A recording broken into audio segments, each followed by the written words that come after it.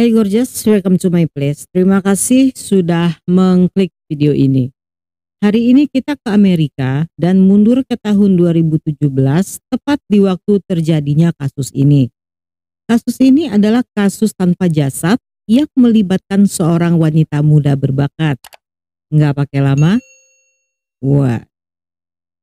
Sierra Lamar dilahirkan pada tanggal 19 Oktober 1996 di Fremont, California. Ayahnya bernama Steve Lamar dan ibunya Marlene Lamar. Sierra digambarkan sebagai anak yang menyenangkan, penuh kasih, mood buster, dan memiliki senyum indah. Menurut ibunya, Sierra sangat ramah dan sangat suka menjadi pusat perhatian. Dia memiliki banyak teman baik di sekolah maupun di rumah. Saat Sierra SMA, kedua orang tuanya bercerai dan ibunya menikah lagi serta pindah ke Morgan Hill.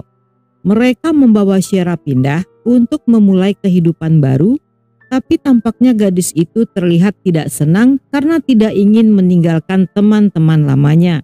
Sejak saat itu, hubungan mereka menjadi sedikit bermasalah. Pada tanggal 16 Maret 2017, Marlene yang bekerja sebagai terapis setiap harinya berangkat kerja pada jam 7 pagi dan rutinitasnya di siang hari akan selalu menelpon Sierra pada jam makan siang. Namun kali ini gadis itu tidak menjawab teleponnya sehingga Marlene berpikir mungkin saja Sierra sedang tidur atau bermain bersama teman-temannya. Saat pulang kerja, Marlene tidak menemukan putrinya sehingga dia menghubungi sekolah Sierra untuk menanyakan keberadaannya. Namun dia menjadi kaget ketika pihak sekolah mengatakan jika Sierra tidak masuk sekolah. Marlene yang panik menelpon Steve yang masih tinggal di Fremont, namun dia mengatakan tidak pernah bertemu putrinya. Mereka pun masing-masing menghubungi semua teman-teman Sierra yang satu pun dari mereka tidak melihatnya di hari itu.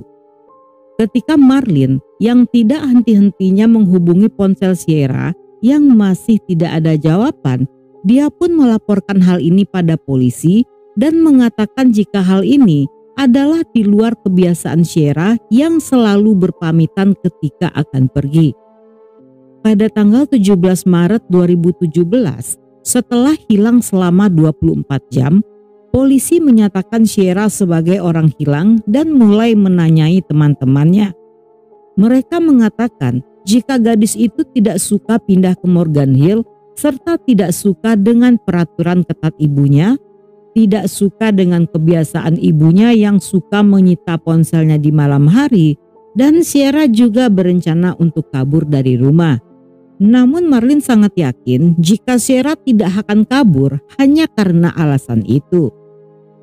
Dari rekaman black box di sebuah bus yang biasa dinaiki Sierra, tidak terlihat tanda-tanda gadis itu menaiki bus, dan Marlene tidak tahu pakaian apa yang dikenakan putrinya hari itu karena dia berangkat lebih dulu sebelum Sierra berangkat sekolah. Namun dari postingan Facebooknya di pagi itu, polisi mengetahui pakaian yang dikenakannya karena Sierra sempat foto selfie sebelum ke sekolah. Polisi berhasil melacak lokasi terakhir ponselnya yang berada di lapangan rumput berjarak setengah mil dari rumahnya. Bersama rombongan pencari, mereka melacak daerah tersebut yang di sana mereka menemukan ponselnya tetapi Sierra tidak ditemukan. Polisi memeriksa ponselnya dan tidak menemukan sesuatu yang aneh. hingga mereka memutuskan untuk mengecek semua pelanggar esek-esek yang terdaftar di daerah itu, namun tidak satupun dari mereka yang terkait dengan hilangnya Sierra. 2 hari setelah Sierra hilang, pada jam 1 siang, tim pencari menemukan tas Sierra yang terletak sejauh 2 mil dari rumahnya. Tas tersebut terlihat seperti telah dilemparkan oleh seseorang dari sebuah kendaraan yang telah melaju kencang. Di dalamnya terdapat pakaian yang dipakai pada hari menghilang, pakaian dalam, dan kaos kaki yang telah terlipat. Barang-barang tersebut dibawa ke forensik yang di sana ditemukan residu dari cermin di jalan, lumut di celananya, dan DNA pribadi di pakaian dalam. Dengan temuan ini, polisi pun berasumsi jika saat itu Sierra diserang ketika sedang menunggu bus. Dia pun diseret ke trotoar hingga tubuhnya menyentuh cermin di jalan dan diseret ke daerah berair tempat di mana lumut tersebut tumbuh. Karena hal ini, tim penyelam melakukan pencarian di waduk dan di sebuah kolam besar yang ada di sana, tetapi Sierra masih tidak ditemukan. Dalam masa-masa ini, keluarga Sierra menawarkan hadiah sejumlah $10.000 bagi siapapun yang bisa memberikan informasi terkait hilangnya Sierra. 12 hari kemudian, DNA pribadi yang ditemukan membawa polisi pada tersangka utama bernama Antolin Garcia Torres. Dia merupakan penduduk Morgan Hill yang tinggal bersama pacar dan putrinya yang masih bocil di daerah RV Park. Rumahnya hanya berjarak 7 mil dari halte bus atau sekitar 10 hingga 15 menit berkendara. Polisi mulai melakukan penyelidikan pada Antolin selama 7 kali 24 jam dengan menyadap teleponnya serta memasang alat pelacak di mobilnya. Bahkan mereka mengirim penyidik yang menyamar sebagai pasangan suami istri untuk tinggal bersebelahan di rumah Antolin agar dapat mengawasi setiap gerak-geriknya. Mereka juga memeriksa satu-satunya CCTV di perumahan itu yang hanya berada di pintu masuk utama kompleks. Dalam rekaman tersebut, pada hari Sierra menghilang, terlihat Antolin keluar pada jam 7 pagi dan berbelok ke arah jalan yang melewati halte bus Morgan Hill.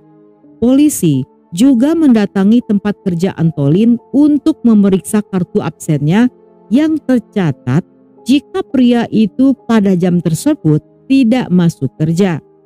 Dia kembali terlihat pada CCTV saat kembali ke rumah pada jam 12.57 siang.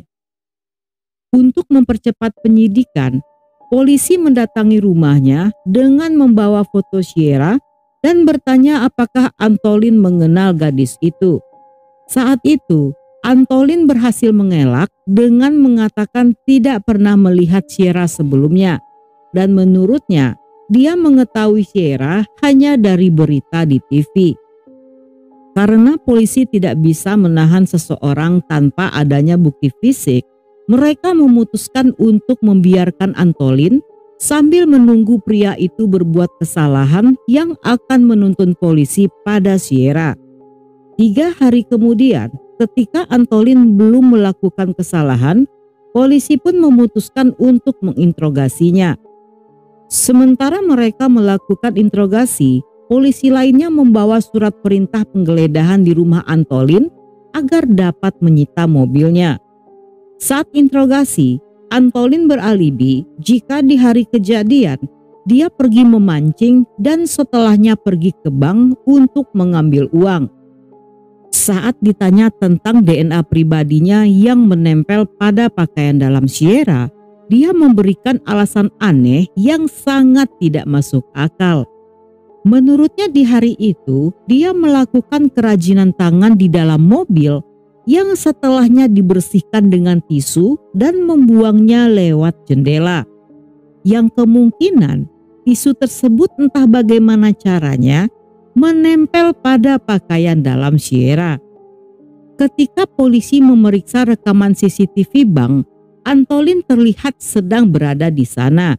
namun pada bagian bawah kaki celananya terlihat berwarna lebih gelap dari bagian lain, yang kemungkinan celana tersebut basah oleh air. Hal ini menunjukkan jika Antolin tidak hanya memancing, tetapi juga masuk ke dalam air yang membuat kaki celananya basah.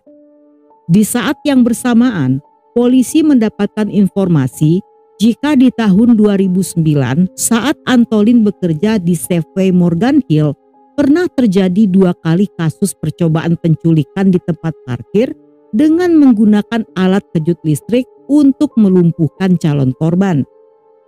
Pelakunya sendiri tidak pernah tertangkap, namun di masa depan setelah terjadinya kasus Sierra, berdasarkan hasil sketsa dari calon korban, wajah pria di sketsa tersebut terlihat sangat mirip dengan Antolin, serta sidik jari yang menempel pada alat kejut listrik milik pelaku yang ditemukan di TKP parkiran cocok dengan sidik jari Antolin.